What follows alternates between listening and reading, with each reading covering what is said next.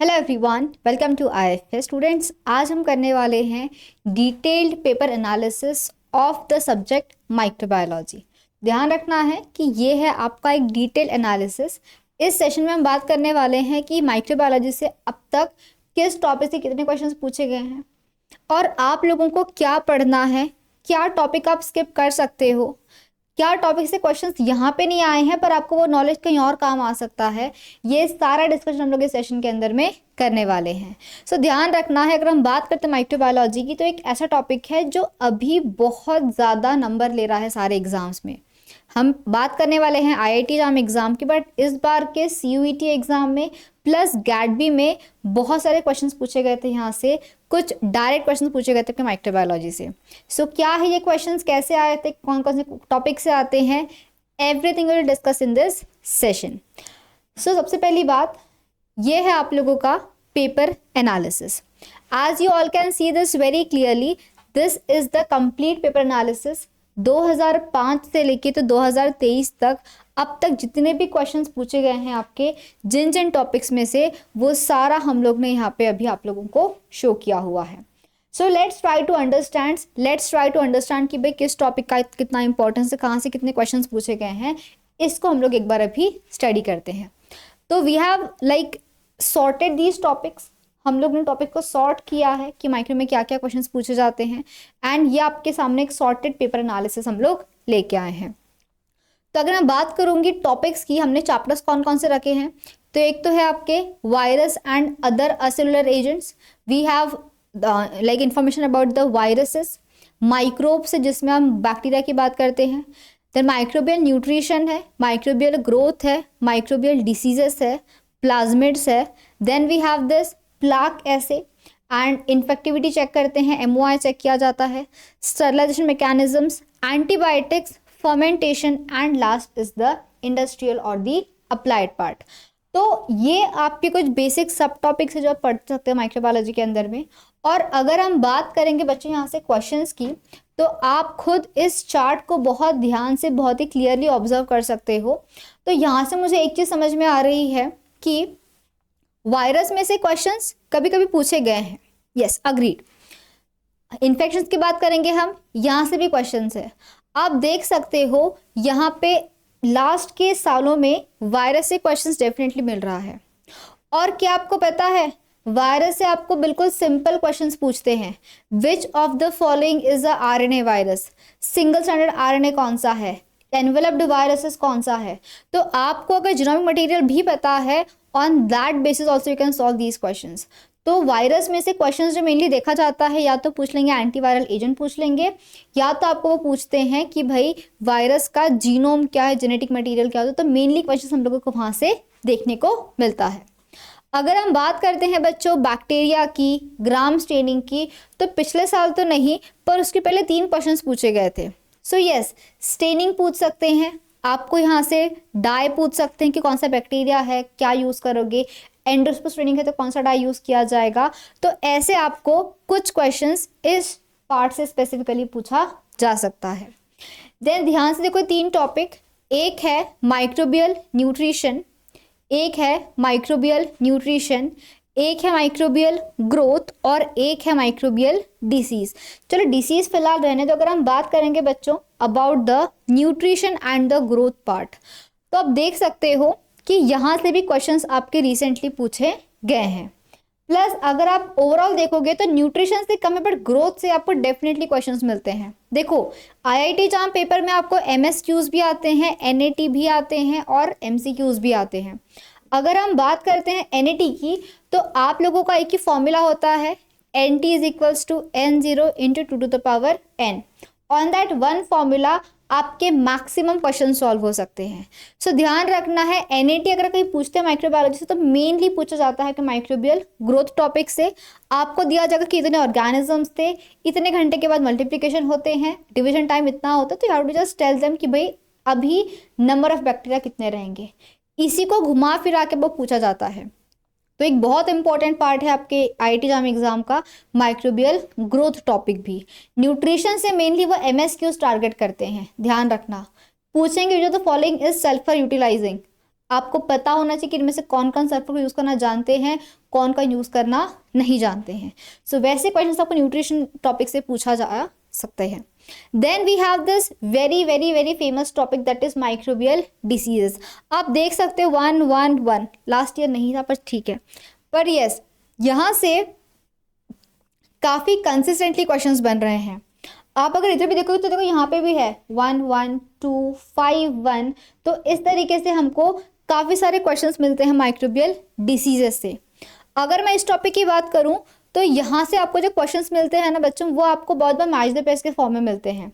They will ask you the name of the pathogen and disease पूछेंगे, या पूछ सकते हैं कि आपको डिसीज देंगे, वो बोलेंगे कि कौन से एजेंट से होता है, प्रोटोजोआ है, बैक्टीरिया है, वायरस है, फंजाई, को वैसा भी पहचानने को आता है। Sometimes even ask you symptoms और डिसीज या पैथोजन पूछ सकते हैं। बहुत बार प्रोटोजोआ में वो वेक्टर की बात करते हैं, वेक्टर पहचाना होता है और वो किस एजेंट कौन से डिसीज को कॉज करता है ये पहचाना होता है। सो माइक्रोबियल डिसीज एक ऐसा टॉपिक है जो फिलहाल इनका फेवरेट बन चुका है और हर एग्जाम में एटलीस्ट एक क्वेश्चन आप लोगों को इन डिसीजेस से मिल सकते हैं। उसके बाद में अगर हम बात करते हैं about the plasmids, so plasmid से स्पेसिफिकली क्वेश्चन सिर्फ एक बार पूछा गया है। स्पेसिफिक फ्रॉम प्लाज्मिड क्वेश्चंस काफ़ी रेयरली पूछते हैं वो, बट यस अगर हम बात करते हैं बच्चों माइक्रोबियल जेनेटिक्स के बारे में, बैक्टीरिया जेनेटिक्स के बारे में, तो उसका हम लोग जेनेटिक्स में भी डिस्कशन करेंगे। प्लस मैं आपको यहाँ पे बता दूँ कि वहाँ से भी आपके कुछ कुछ क्वेश्चंस बन सकते हैं from the bacterial genetics topic.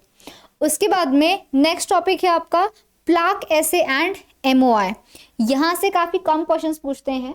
तो प्लाक बेसिकली आपको पता है क्या होता है, तो अगर एक वायरस इन्फेक्ट करता है बैक्टीरिया को, we get a clear lawn there, ठीक है। तो अगर क्लियर लॉन मिल रहा है तो उसको हम बोलते हैं प्लाक फॉर्मेशन। तो अबाउट दैट प्लाक ओनली हमको क्वेश्चंस मिलते हैं, बट काफ़ी रेयरली पूछे जाते हैं आपको प्लाक से क्वेश्चंस। उसके बाद में yes this is important, that is sterilisation control of microorganisms. अब इसमें आप पढ़ते हो सारे मैकेनिज्म्स लाइक ऑटोक्लेविंग है, हॉट ड्राई वगैरह है, पर यहाँ से आपको IIT एग्जाम में उतने क्वेश्चंस नहीं पूछते, because in many previous years हम देख चुके हैं कि आपके स्टरलाइजेशन से काफ़ी क्वेश्चंस नहीं बने हैं। अगर हम बात करते हैं एंटीबायोटिक्स की, तो ध्यान रखना है कि इस बार खैर नहीं होगा, may be that question is counted in more bio part, but yes antibiotic is one of the most important topic. Antibiotic से डेफिनेटली आपके क्वेश्चंस पूछे जाते हैं। एक एंटीबायोटिक तो हमेशा पूछा जाता है उनकी तरफ से। They can either ask you the mode of action, और we can say they can ask you कि ड्रग इनिबिशन कैसे करवाया जाएगा, किस एंजाइम को टारगेट किया जाएगा, बैक्टीरिया का रिस्पॉन्स क्या आता है। तो ऐसे टॉपिक पे आपको एक क्वेश्चन कंफर्म मिलता है फ्रॉम एंटीबायोटिक्स। तो एंटीबायोटिक्स वाला पार्ट बिल्कुल नहीं छोड़ना है, वो तो आपको करके ही जाना है, ठीक। Next we have is fermentation. ना फर्मेंटेशन एक ऐसा टॉपिक है जहाँ से बहुत रेयरली क्वेश्चंस पूछते हैं अगेन, ठीक है। अगर हम बात करेंगे फर्मेंटेशन की, तो फर्मेंटेशन से हम लोगों को बहुत सारे क्वेश्चंस अब तक देखने को नहीं मिले हैं। They very rarely they will ask any question. आप देख सकते हो कि यहाँ पे 2 1 है, बट इसके बाद में यहाँ से क्वेश्चन पूछे नहीं गए हैं। पर फर्मेंटेशन को छोड़ना नहीं आप लोग, क्योंकि फर्मेंटेशन आपको काम आने वाला है बायो प्रोसेसिंग पढ़ते वक्त। वहाँ पे आप लोग पढ़ते हो अबाउट द फर्मेंटेशन, देन इसका एप्लीकेशन क्या है, इसमें फ्लूइड है, विस्कोसिटी है। तो अगर आपके यहाँ से बेसिक्स क्लियर होंगे तो ये आपको ज़रूर काम आएगा आपके गैट-बी के एग्जाम में। तो यहाँ ना पूछा जाया हो, but yes fermentation is asked mainly in your gate-B exam. तो इसको तो मेरे हिसाब से आपको नहीं छोड़ना चाहिए। उसके बाद में अगर हम बात करते हैं बच्चों last topic, that is applied microbiology and industrial microbiology. Now you remember students, ये अप्लाइड माइक्रो एक सेपरेट पेपर है आपके CUET में, करेक्ट। IIT एग्जाम वाले इतने क्वेश्चंस यहाँ से नहीं पूछते हैं, but yes sometimes rarely they can ask you some questions, but yes as we can see here कि अप्लाइड से भी आपके रिसेंटली बहुत सारे क्वेश्चंस नहीं बने हैं। ओके एक दो पूछे जा सकते हैं, बट रिसेंटली काफ़ी सारे क्वेश्चंस हमको वहाँ से देखने को नहीं मिले हैं। तो अगर मैं आपको समराइज करके बताऊं कि आपके माइक्रोबायोलॉजी से आप लोगों को क्या पढ़ना चाहिए और क्या पार्ट आप स्किप कर सकते हो, तो अगर आप चाहते हो sure short numbers, if you want that कि भाई मैम हमको तो कंफर्म नंबर मिलने चाहिए, आप बता दो क्या क्या पढ़ के जाए, हम उतना तो अच्छे से कर लेंगे।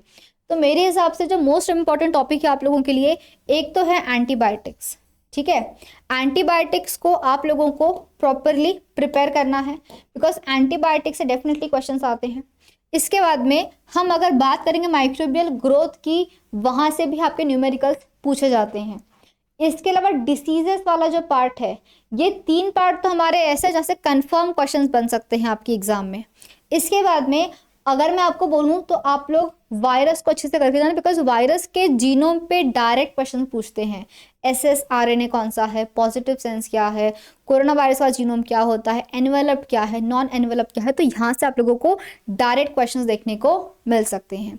सो ये है कुछ आपके इंपॉर्टेंट टॉपिक्स जहाँ से माइक्रोबायोलॉजी के एग्जाम में क्वेश्चंस कभी भी नहीं चूक सकता है।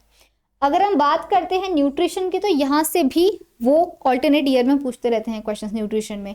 कीमोट्रॉप, कीमोर्गेनोट्रॉप, सल्फर यूटिलाइजिंग, ये पूछ सकते हैं। इसके अलावा उनका एक बहुत ही फेवरेट क्वेश्चन होता है जिसमें आपको ना कॉलोनी काउंट पूछते हैं, ओके, कि कितना होगा, डाइल्यूशन रेट पूछा जाएगा। तो ये क्वेश्चन आपका मेनली वो ग्रोथ वाले पार्ट से ही पूछा जाता है। देन अगर हम बात करेंगे फर्मेंटेशन की और इंडस्ट्रियल की, तो इसको आप लोग यहाँ पे पढ़ लेना, क्योंकि यहाँ पे भले काम ज़्यादा आए या ना आए, पर गैडबी के एग्जाम में ज़रूर काम आता है। यहाँ भी क्वेश्चंस पूछ सकते हैं, नो डाउट, बट ये गैडबी में आपको ज़्यादा इंपॉर्टेंट रोल वहाँ पे प्ले करेगा। अगर हम बात करते हैं स्टरलाइजेशन मेथड्स की, तो यस, ये भी आप लोगों के लिए ज़रूरी है, बट यहाँ पे भी वो डिटेल में नहीं पूछेंगे क्वेश्चंस। स्टरलाइजेशन प्रिंसिपल्स भी आप लोगों को गैडबी के एग्जाम में ज़्यादा देखने को मिल सकता है। उसके बाद अगर हम बात करते हैं बैक्टीरिया की, तो बैक्टीरिया कैसे भूल सकते हैं, ओके। सो बैक्टीरिया में आपको ध्यान रखना है कि वहाँ पे क्वेश्चंस कैसे पूछ सकते हो, तो दे can ask you on the flagella. Flagella उनका फेवरेट टॉपिक है, बैक्टीरियल फ्लैजेला उनका फेवरेट टॉपिक होता है। लोफोट्राइकस, एम्फीट्राइकस, पेरीट्राइकस, मोनोट्राइकस और ट्राइकस, इस पे क्वेश्चंस पूछते हैं वो। दे can ask you about the bacterial nourishment, bacterial nutrition, उनका मीडिया क्या होता है, selective media, differential media, striking, spreading. तो बैक्टीरिया टॉपिक जो है वो आप लोगों को करना है। तो जो माइक्रोब्स हमने लिखा है ना, बैक्टीरिया वाला पार्ट भी आप लोगों को डेफिनेटली यहाँ से प्रिपेयर करना है। So this is the detailed analysis of microbiology. ऐसे ही हम आप लोगों के लिए डेली एक कंप्लीट पेपर एनालिसिस लेके आने वाले हैं of your IIT JAM exam. आपके इसके अलावा और कोई भी क्वेरी होंगे about this particular paper, please pin in the comment box, और आपके जो भी क्वेरीज है, all the questions will be answered. So see all very soon students. ध्यान रखना है, ये है हमारा एनालिसिस। इन टॉपिक्स को तो बिल्कुल स्किप नहीं करना है, और जो आपको मैंने अलग से टिप्स दिए हैं उसको ध्यान रखना है। And please share this link with your friends as well, ताकि सबको पता चले कि भाई कितना पढ़ना है, क्या आप स्किप कर सकते हो। So see you all very soon in a new session. Till then, take care. Bye bye. Have a great day and a very happy learning to all.